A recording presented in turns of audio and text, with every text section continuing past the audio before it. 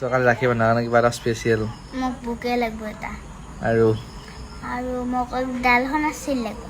আৰু আৰু এটা ডায়মণ্ডৰ আংঠি তো গাইছ মানে আমাৰ এতিয়া বৰ্তমান চলি আছে বাজেট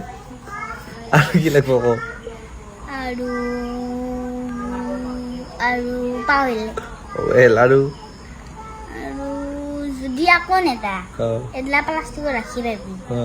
আৰু যদি 1 টকাও নেদায় সূতা যি কাপোৰ চিলে সেই সূতা